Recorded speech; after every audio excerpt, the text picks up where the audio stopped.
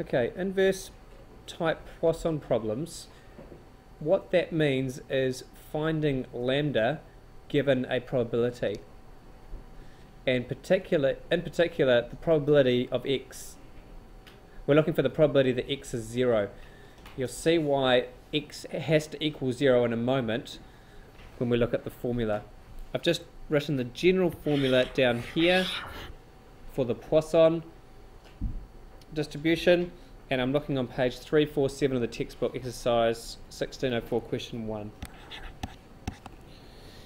Question reads, an ice cream manufacturer makes hokey pokey ice cream.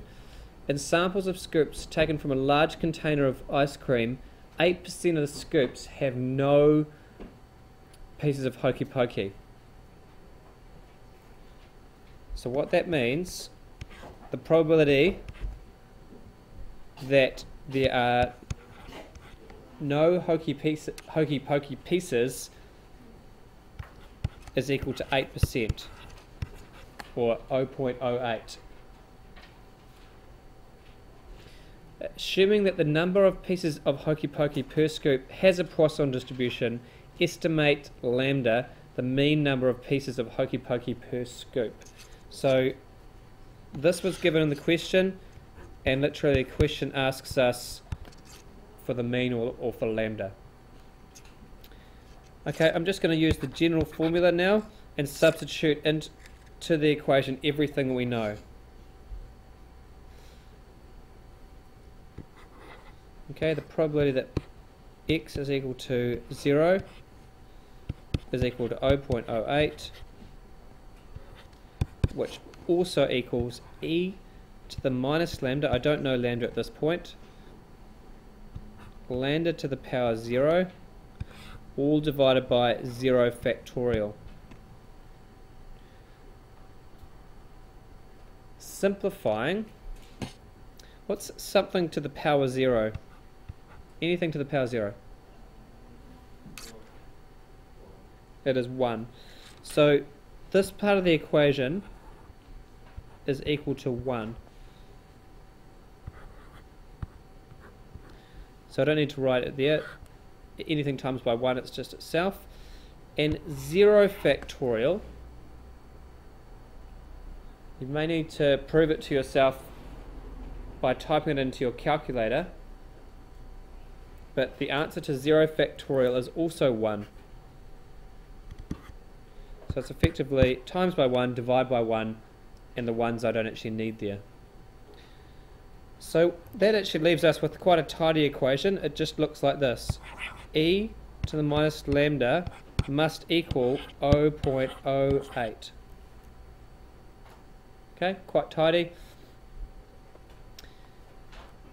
That letter E, anyone know what it means? Or what is E? No one?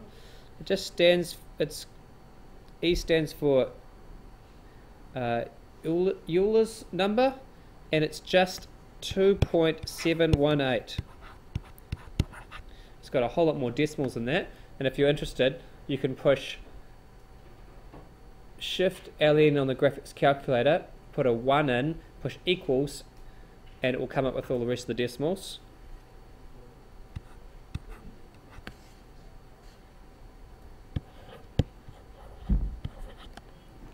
Okay, it's a little bit like the number pi. It's a naturally occurring number, and it's quite interesting to do a little bit of background research on Euler's number, but we won't go there today. Now, to solve for y, to solve for a indice, to get the indice is just a power, right? To get that power into a linear equation, in other words, to get the power away from where it's sitting, we actually have to take logs. There are two types of logs on the calculator. One looks like that, log, and the other one looks like that, ln. This one here is in what we call base 10. and this one here is in the base of 2.718, or base E. We're going to use this one here because it's going to undo the E. So literally we're going to go natural log of E minus lambda must equal, if you do something to one side you have to do it to the other, natural log of 0.08. So log both sides.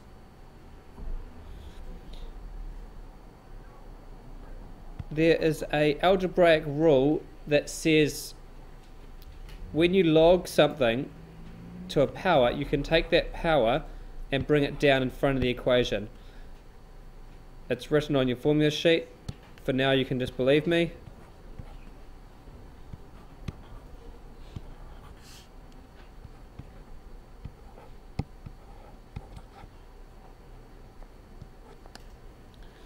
Or you can prove it to yourself by choosing a few numbers and doing it on the calculator, and you'll find out it is true. Okay. The next thing you could do to prove it to yourself is when you take the natural log base E of E, you'll get 1.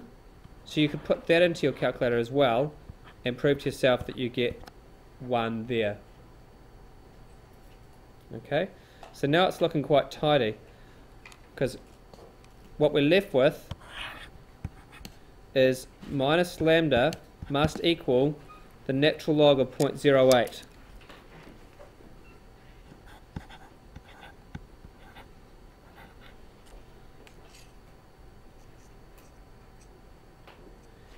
And if I put that into the calculator, I should wind up with a negative answer.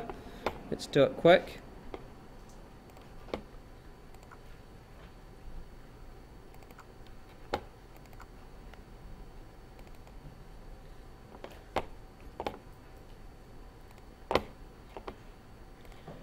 LN, that button there, of 0.08, execute.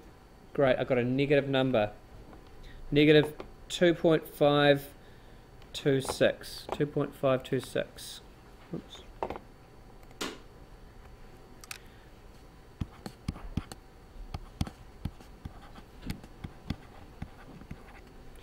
Okay. And my answer, or my average number of hokey pokeys per scoop, is positive 2.5. Okay, that's the solution to the first problem. Okay, I'll do it slightly faster this time without explaining what E and etc. means.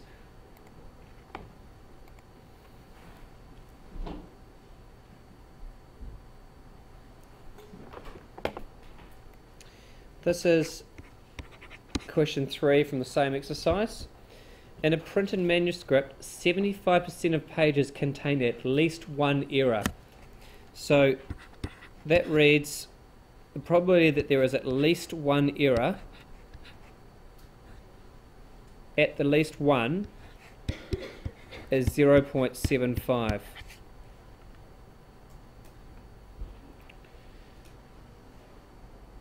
Assuming that the errors per page follow a Poisson distribution, calculate the mean number of errors per page in the manuscript.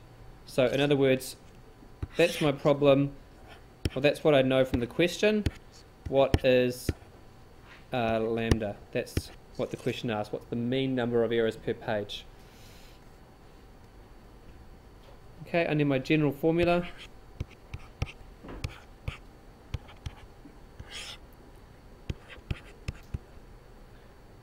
Right. I also need to know, watch this closely,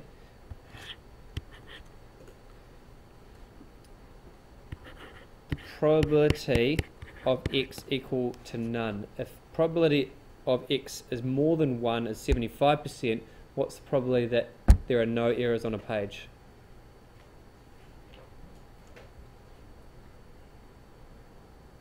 I'll ask the question again. if the probability that there is more than one error on a page is 75%, what's the probability that there are no errors? 0.25. Right?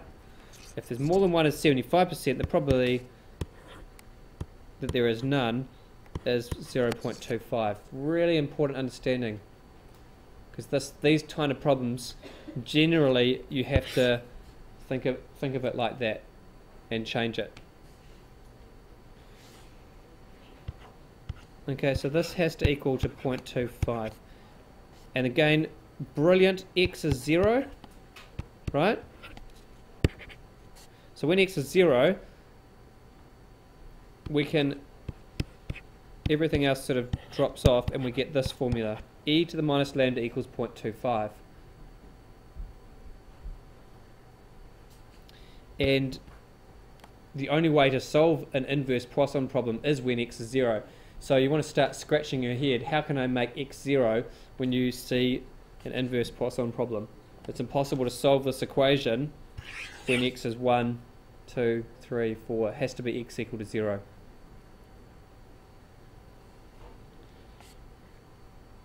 Okay, I'm going to log both sides, natural log both sides. Oops, that should be the natural log of e to the minus lambda must equal to the natural log of 0.25. What is the natural log of e? It's 1. And again, you don't have to, believe me, you can test it on your calculator. Try it, natural log e, and probably come up with a syntax error or error, but you have to put in natural log e and then put a 1 in, and you'll wind up with 1.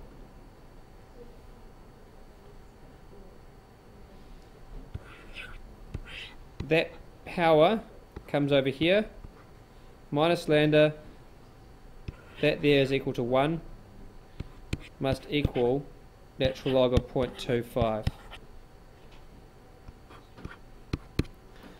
Graphics calculator, lambda 0.25, not lambda, natural log 0.25 equals, and great, it's a negative 1.386.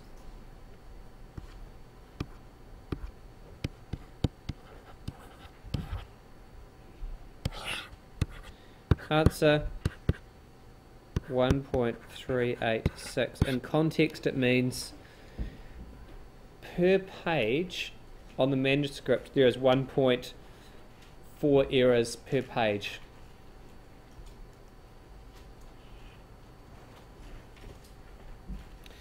I'll keep going. Part B, the standard deviation of errors per page. Quick refresher. Here's some general formulas. Lambda is equal to the mean, and standard deviation, I think I'll just use a blank page, and standard deviation is equal to the square root of lambda. So the answer is the square root of 1.385, I think it was.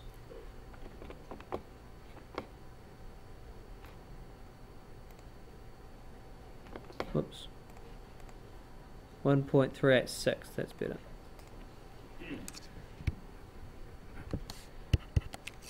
Okay, graphics calculator. It won't let me take a square root of a negative, so I'm just going to go negative, oh no I'm not, negative shift answer to make my answer positive, and then I'm going to go shift square root shift answer. Oops. And that will give me the standard deviation 1.18. 1.18 is part B.